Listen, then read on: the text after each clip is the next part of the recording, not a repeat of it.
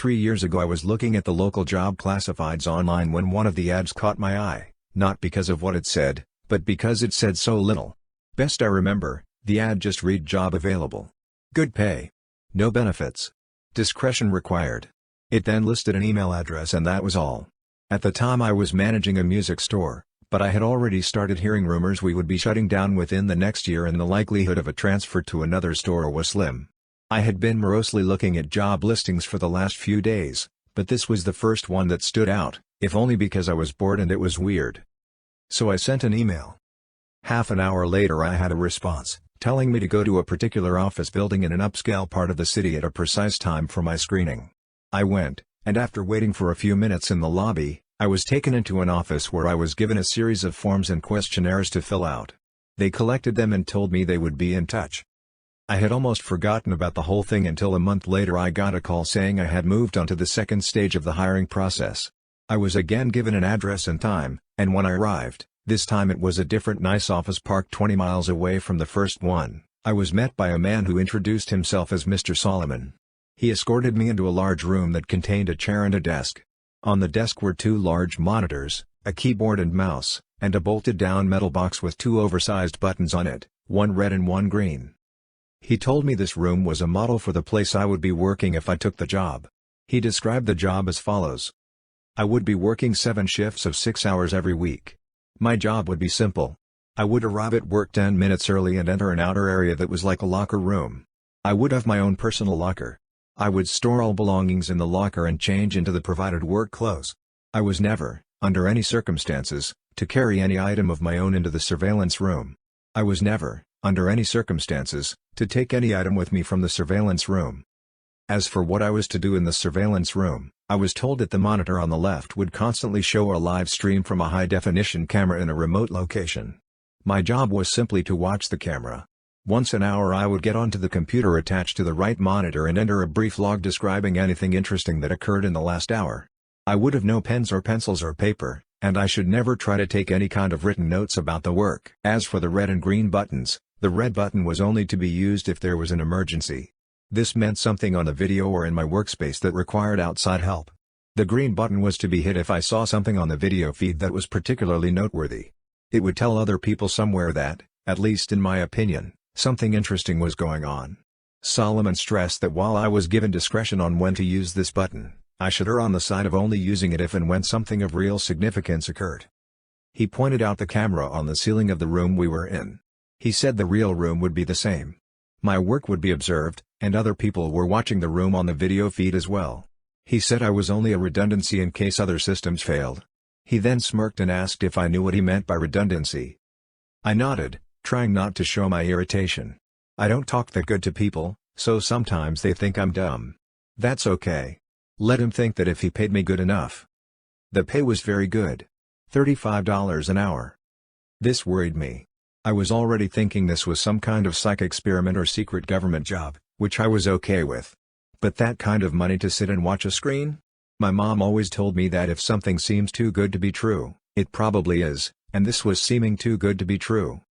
I asked if I was going to be doing anything illegal. Solomon laughed and said no.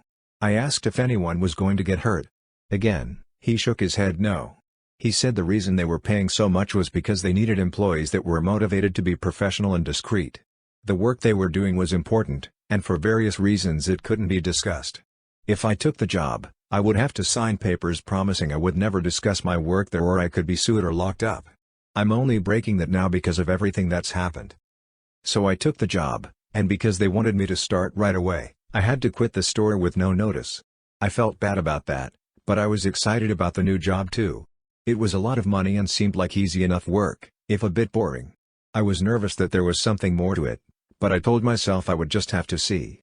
No point in chickening out and wasting a good chance because I let my imagination go crazy. I was given the location of the job itself, and when I went there, I was amazed that it really was just like the model room I had been shown with only a few differences. There was a locker room you had to pass through to enter the surveillance room and there was a small bathroom attached to the real surveillance room also. The real room had a small water cooler in the corner, but because I wasn't allowed to bring anything in with me, I had to eat before or after every shift. The biggest difference, of course, was that the monitors were turned on, The right monitor was just a black and white terminal like you see in movies sometimes. I could type in my logs, but no internet to look at or anything like that. The left monitor. It was video from a room. You would call it a bedroom, I guess, because it had a bed in it, but it had lots of other stuff too. A TV, a sofa and chairs, a couple of tables, and plenty of empty space in between. The camera must be high up in a corner, because I could see pretty much everything except for the far sides of furniture. At first though, I didn't notice any of that stuff. All I saw was her. She looked to be a little older than me and was very pretty. When I first saw her, she was laying on her side on the sofa. That was the part of the room farthest from the camera, but the picture was very clear and I could tell that she was sleeping. I found myself leaning into the monitor more so I could see her better, and then I thought about what I was doing and felt embarrassed. It's like I was spying on her. A peeping Tom, my mom used to call it. I didn't want to be a peeping Tom, but I didn't want to be silly either. I needed to think about it slow. It was a good job. And I wasn't doing anything wrong, right? I wasn't hurting anybody. The woman looked fine. And the room was nice. She probably agreed to be there and it's all some experiment or something. I was just overreacting. So I sat down in the chair and began my work. It didn't take long before I understood more. The woman, I took to calling her Rachel, wasn't there of her free will. I never saw her hurt, but it was clear that she never left that room except to go into what I think is a bathroom area that my camera couldn't see. Well, she never left the room on her own. Periodically, usually a couple of times a week during my shifts, men and women in strange-looking outfits would come in and take her from the room. Sometimes she would struggle, but usually she would just go along with her head hung low. They would always bring her back, though the times when she wasn't brought back during my shift were always the worst for me. I would worry about her until I got to work the next day and saw her in the room watching TV or painting. She never looked hurt or even that upset except for when they took her, and even when she fought, they were always gentle with her. Still, I knew something was wrong. I considered quitting the job, or hitting the red button and getting someone to come so I could get some answers. Or calling the police and showing them what the camera was showing me. Except I was scared. Scared of losing my job, and scared of what these people might do to me if I quit or told on them. Solomon had told me when I took the job that part of being discreet was not asking questions. I would never be asked to do more than I had already been told, but I could never tell anyone what I did or saw, and I could never ask questions about what I was doing or why. So I made excuses. It was all an experiment. She was crazy or sick and they were trying to help her. She was doing a job just like I was. Or if she really was a prisoner somewhere, at least I was watching to make sure that she was okay. If they ever tried to hurt her, or I saw that she really didn't want to be there for sure, I could get help then. In a way, I told myself, I was helping to protect her by watching. I don't expect you to think much of my excuses. I don't think much of them myself, especially now. But in my defense, when things changed, I didn't ignore it or try to explain it away. I knew something had to be done. Rachel would usually paint for an hour or two every day, and it seemed to always be during my afternoon shifts. The room had no windows as far as I could tell, but I guess she either used a clock or her own body's time to keep to a kind of schedule. I always liked to watch her paint. The thing she was painting was always facing the wrong way for me to see it, but I could see her face as she worked. She always looked peaceful and happy when she was painting, and seeing her that way, smiling serenely from time to time as she got something the way she wanted it, always made my day.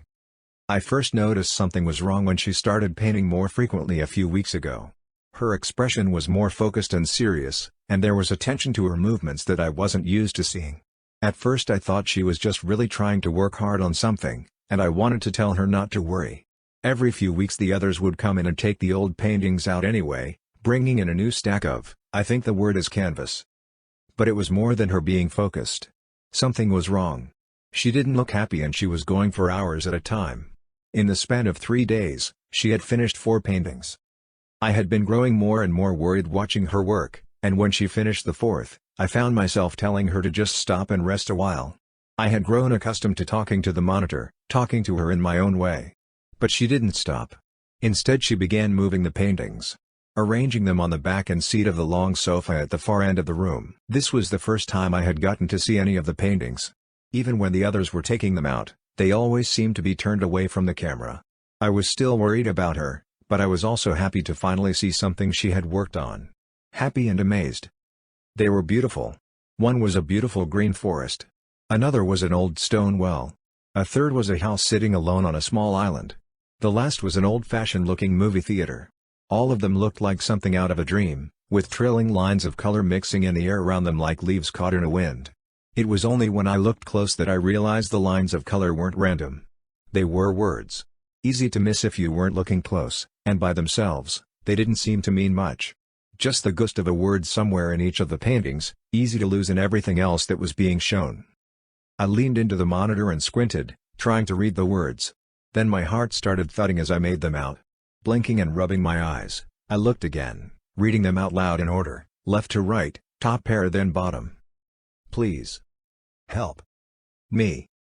Thomas. I pushed back from the monitor, my hand over my mouth. I didn't know what to do. I didn't know how any of this could be happening. It wasn't just that she was asking for help, though that was a big part of it. It was that my name is Thomas,